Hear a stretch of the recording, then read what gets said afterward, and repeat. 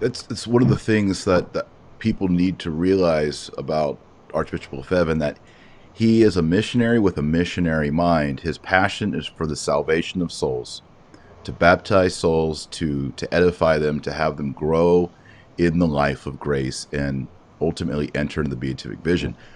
Once I read the section in the book on his missionary work, it was like the scales came off my eyes, and I realized, oh, this is who he is. He is passionate about evangelization, about baptizing the heathen. We don't like to say these words anymore, but this is biblical Christianity. And you can see now, once you understand that about Lefebvre, and you start to move into the era of Vatican II, and it's about dialogue and about enculturation and about, in a way, watering down what Catholicism is so that non-Christians will receive it. This man, this archbishop, saw tens and tens of thousands of people who were lost to idolatry and heathenry come to the knowledge of Jesus Christ through preaching, through the catechumenate, through baptism, and he knew it worked. Absolutely, absolutely. And it was just because he had that very great love for souls. He was so pained by the ecumenical movement. He saw it coming. You know, it takes a great motivation to give your life to be a priest, first of all, but it takes an even greater motivation to be a missionary. You need the spirit of sacrifice. And the last thing you want to do is deflate someone's motives for going there, for going to another country.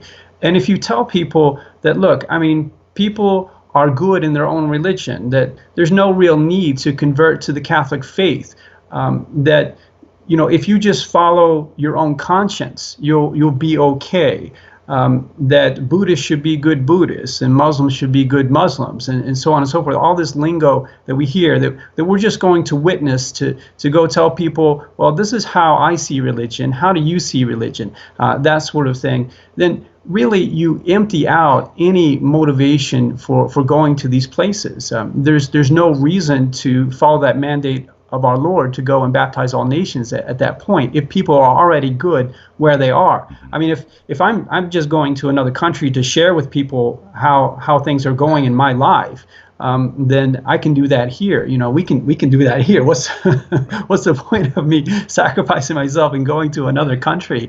You know.